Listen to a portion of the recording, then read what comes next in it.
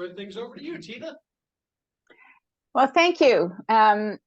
And hope you're all enjoying your lunch, and you'll chew with your mouths closed so that you can hear what Roger has to say today. It's my absolute pleasure to introduce my colleague, Roger Alley. I hope you've all taken the time to read about Roger and his accomplishments. We've had his bio posted on our website, but there are a few highlights that I just must mention today so that we know about really the high quality and qualifications of our guest speaker today. First of all, the first thing that you will notice is how eloquent Roger is and how articulate he is. And I hope that's not setting you up for failure or something, but anyway, break a leg. So Roger has 20 plus years in the nonprofit management environment. He has so much experience, mostly in the area of strategy development, relationship building, and of course, philanthropy.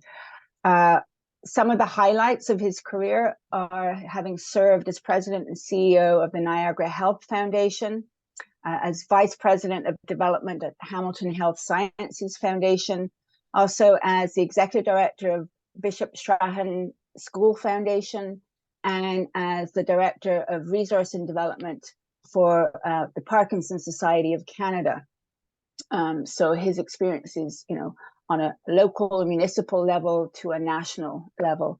And most recently, he is a management consultant specializing in governance, major gifts, and campaign fundraising strategy and fundraising staff development, and serves as the Director of Fund Development and Communications at the Catholic Children's Aid Society of Hamilton. And that's what we're going to hear about today. But he also, in his spare time, serves on the Board of Directors of Imagine Canada, which is the umbrella for nonprofits and charities in Canada, Vice Chair of the Governance Committee and past board member of the Hamilton Niagara Halton Brant Community Care Access Centre. He serves on the Association of Fundraising Professionals. He does that globally, and he is chair-elect for that, and past chair of the Association of Fundraising Professionals for Philanthropy in Canada. And the list actually goes on. So, so accomplished. He holds a Chartered Director designation in governance from the DeGroote School of Business, McMaster University, an MBA from Athabasca University, BA Honors from McMaster, as well as a postgraduate certificate in admin and management, and he's a certified fundraising executive since 2000. So, and he's a lifelong learner. And anyway, we sit together on a provincial group, working for the benefit of children and youth in need in each of our municipalities. And he's a joy to work with. And I'm really pleased, Roger. Thank you for joining us today. And over to you. Thank you, Tina. And it's really great to have you introduce me. And it is such a pleasure to have collaboration and discussions about children in our care. So today, my presentation is about the Catholic Children's Aid Society of Hamilton. And I'm just going to pull up my screen so you can see the presentation that I will be delivering. And I will just, maybe Tina, if you can give me a heads up that you could see the presentation. Yes, we can. That's great. Well, again, thank you everyone for giving me this opportunity here today. I was just reflecting on, in my previous roles where I used to be in person at the Rotary Club meetings, whether it's at 7 in the morning or at noon or at 6 in the evening. So much has changed in the last 3 years, but it still gives us an opportunity to have fellowship and to learn and to work together to support our community. So the presentation is really about the Catholic Children's Aid Society of Hamilton, a little bit about what we do, the impact we're making, and how you can help. So we have been around as a society for almost 70 years. And our clients represent the rich diversity of Hamilton. And in all, I would say all spectrums of diversity. We also partner and we work with other community organizations such as Goodwill to provide hot meals for our clients who come in to see their children. And what we are doing at the end of the day is to ensure that our children, youth, and families are protected, they feel safe, and that we're ensuring that we're meeting them at that place in their journey to improve their lives. So I want to tell you a little bit about our mission because I believe that anchors the presentation that I'm sharing today. Our mission is to serve and offer bilingual services to our clients within the Hamilton community. And our focus is truly around safety and the well-being of our clients. Those are really the two anchors. And our vision is to ensure that children and youth are not only safe, but they also have resilient lives, that they are in the company of thriving families, and that our community partners are also helping us to fulfill that vision. So in order to fulfill that vision and really drive, when you think about, well, what drives our mission, there are some anchor programs at the end of the day that is what we're focused on in our child welfare mandate. And the three core programs are kinship, foster care, and adoption. And it's really through an intake assessment process that we determine what's best for the child. And the channels that we go through determine whether they stay within their home or that they go to a kin member, a kin family, or in foster care, or lastly in adoption. And you see on the slide that I included scholarships and bursaries because it's an important element, in particular for youth that we support to ensure that they have the financial support for tuition, for apprenticeships, for other programs and support such as laptops. So that also is a key part of what we do when we have children and youth in our care. So a little bit about our numbers.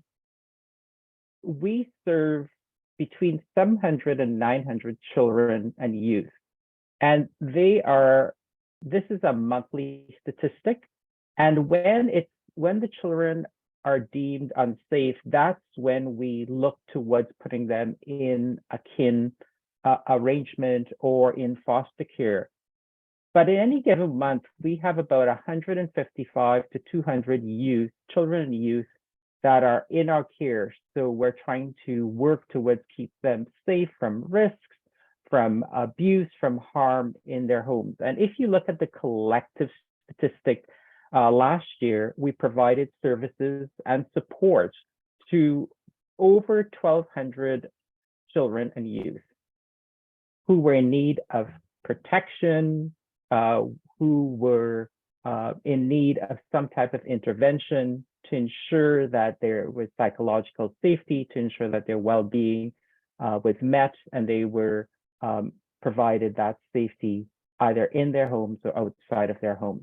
And it's a pretty large statistic when you think of the day, like if you add up all of the stats, even in Halton and all of our colleagues around Ontario, that statistic is quite daunting. And really what we endeavor to do is to ensure that what we are working towards is that collective goal of having a healthier community for all.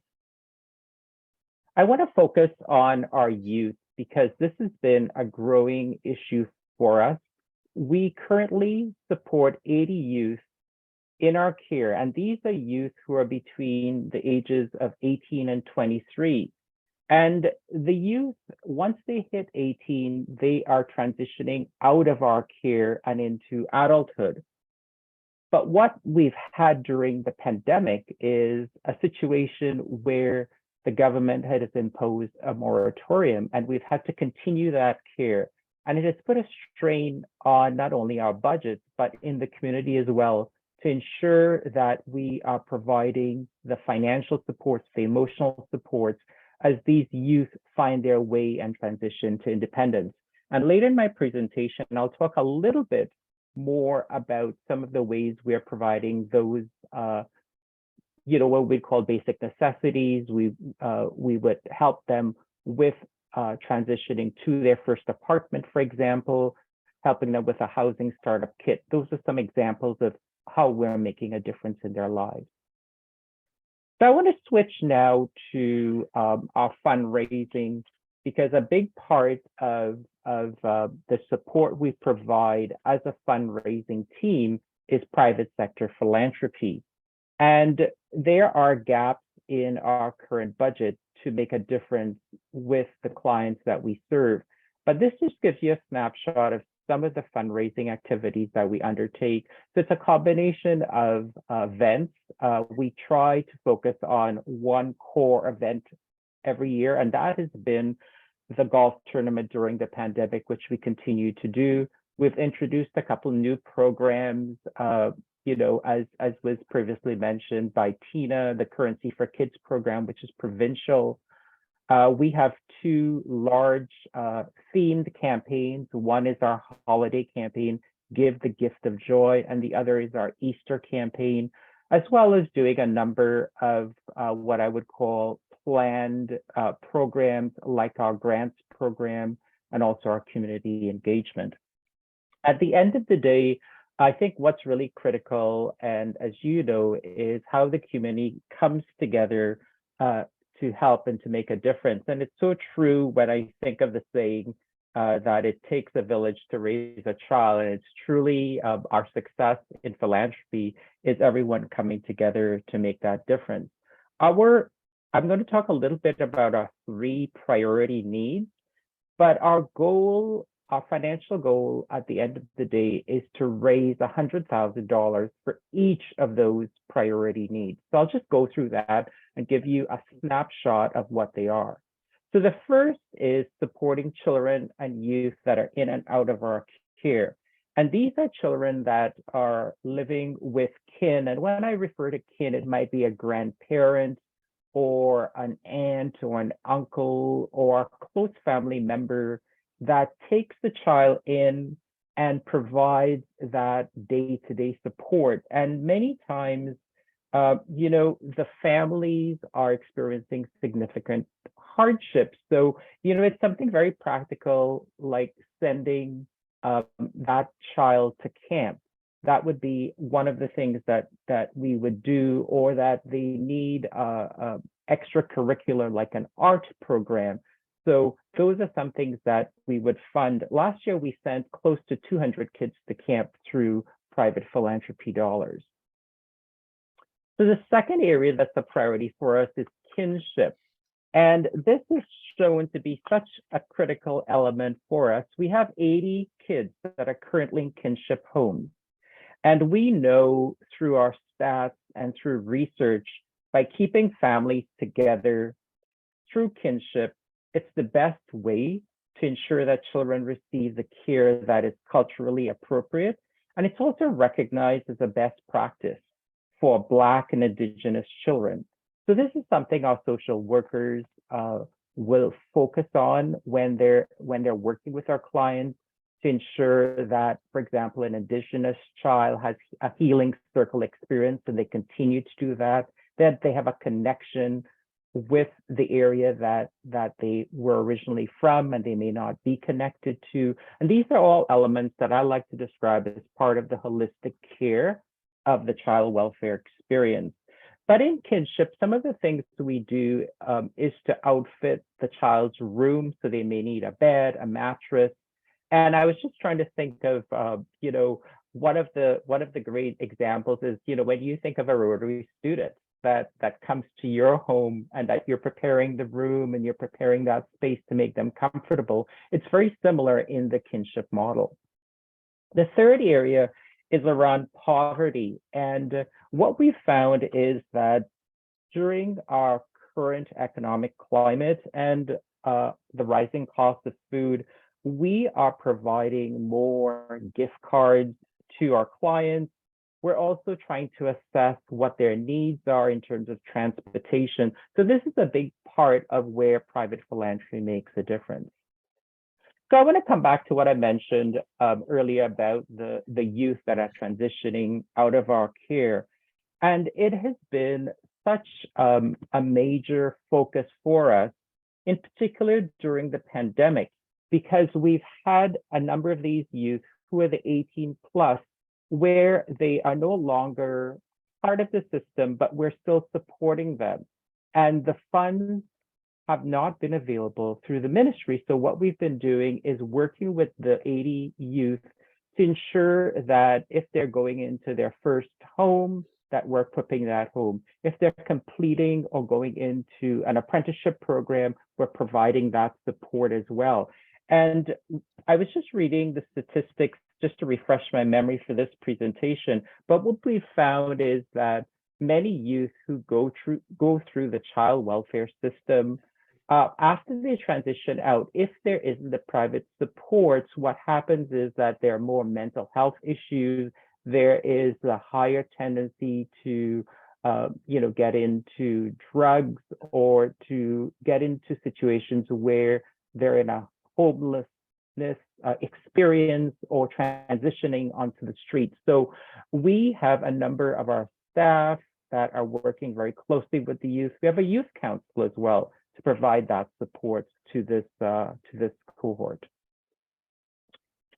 So I just want to bring it back to Rotary International, and in particular the Rotary Club of Stoney Creek, because I feel there's some synergies in terms of what you do, and there are a number of words, as you can see on this slide, but in particular, I think back of what my first Rotary meeting and what I learned, and that was about service above self.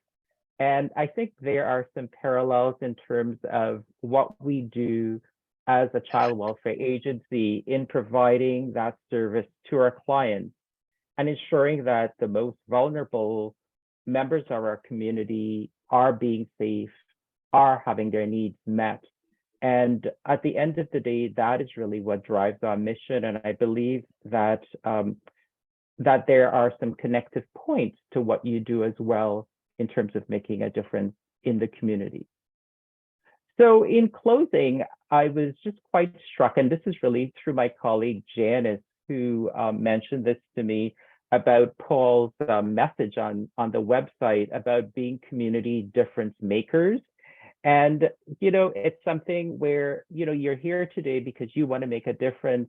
The work that I do and the reason that I work at CCASH is because I believe in the mission, and that every day I feel fulfilled because I hear about the stories, and I feel that what I do through philanthropy will improve the lives of these children and youth. And I think of the work that you do, whether it's in fundraising or community outreach and educating yourself, that you are truly community difference makers. So, in closing, it's really about how we work together, and I hope that this gives you just a glimpse of as one of the lead child welfare agencies in Hamilton, that we're working towards serving to protect and keep children, youth, and families safe. And I would extend that to you to be a community difference maker with us in whichever way you can, whether it's through fundraising or through spreading our message as an ambassador, or in any way that you have that connection. That certainly is about making a difference. So I'm just going to sort of pause there because I've been going on for about maybe 15, 20 minutes, and just say thank you again for the opportunity, and to see if you have any questions for me. I have a question on funding. Do you get funding from the Catholic Church, the City of Hamilton, or United Way, or any of those agencies? So I'll tell you, it's a really great question. I'll tell you about our funding structure. So we get a portion of our funding from the Ministry of children community social services, that's sort of our core funding. We are not a recipient of United Way funding, and we do get what I would call individual donations when we ask through the Diocese of Hamilton, but it is not core funding. So our sole funders, the ministry, and everything else is through private philanthropy. Thank you. You're welcome. I think it was recently in the news, the challenges of your budget moving. That was this morning. That was actually the cutting of staff. It's not the Catholic. Okay, It was not. No. that's Family services, yeah. Yeah, I think you're referring, so there's been 2 or 3 articles recently. So one is about the Children's Aid Society in Hamilton. So that is what I would define as a sister organization. It is not us.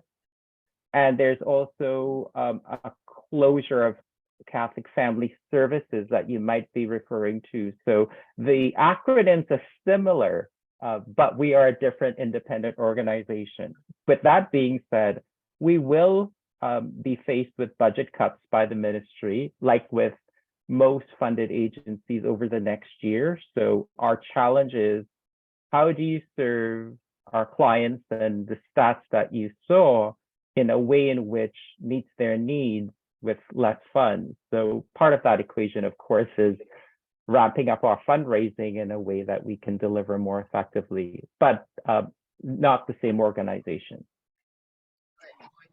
And if I can just add to that, Roger, so the ministry funding is for your basic operations, so your staffing, the housing for the kids, but the programs that Roger funds here in Hamilton, likewise for us in Halton, those are what we'll call the extracurricular or the enhancement programs, such as post-secondary education and mentoring and life skills and kinship, which has been around for some time. The spotlight really shone on that throughout the pandemic, because we really relied on extended family to take children in, and there was no government funding for that at the time. There's a little bit that's starting to come in now that the government's realized how families need that extra support, but that's what we fundraise for as well.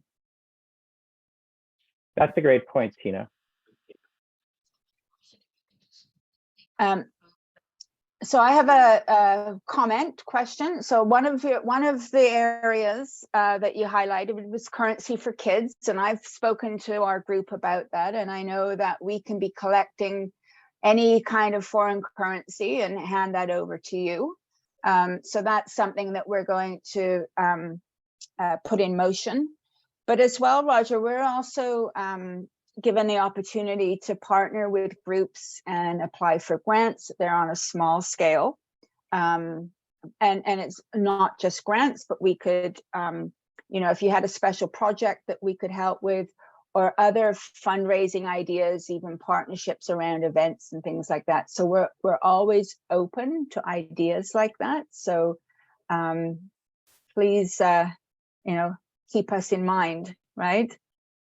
Absolutely. I will be happy to circle back and to, present you with a very specific project. One of the areas that we are truly focusing on, and I emphasize that a little bit, but we'll just say it now, is the youth that are about at that cusp of 18 plus, that we want to ensure that they have the supports they need to be successful and to transition with minimal mental health issues, and to be able to either get their first job or to get into the college program or to just have that apprenticeship experience. It is so critical for us to focus there. So that certainly would be something that, we would like to explore further with you.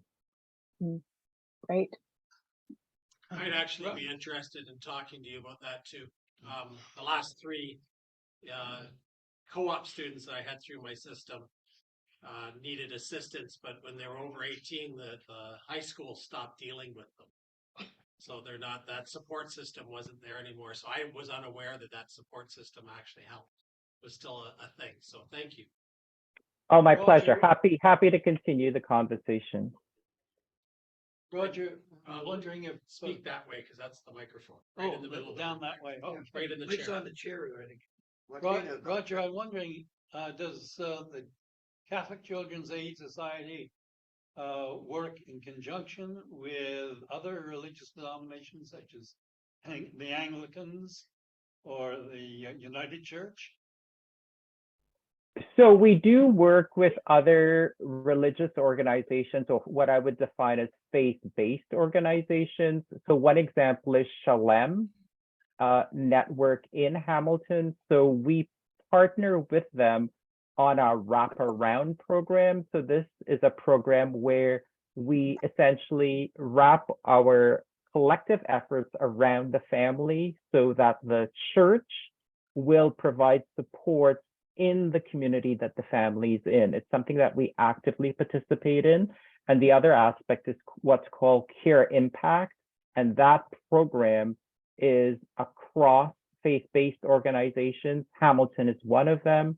And that's another example where we would identify, for example, there's a single mom in your community close to the church. And then there is, it's almost like call a friend, the church gets called and they provide mom needs, some help with painting the child's room. So, it's just all these very practical things. And it involves the church in that particular client's life. Thank you. Excellent. Any other questions or comments? It's the same one as Tina. I just wanted to have them share a little more on that foreign currency program because Tina shared it with our club a few years ago. So So is it that she'd already answered that question? Any other questions or comments? No, Roger, and I take this opportunity to thank you for expanding on the role to educate us on what the Children's Aid, the Catholic Children's Aid Society does in Hamilton. When I hear of that acronym, I think of our dearly ex-president, Shirley Sullivan, who was extremely involved heavily with the Children's Aid Society. And of course, my daughter in Ottawa, she worked for the local one up there for some time until she got burned out. So I appreciate the very hard job you have to look after children who need it.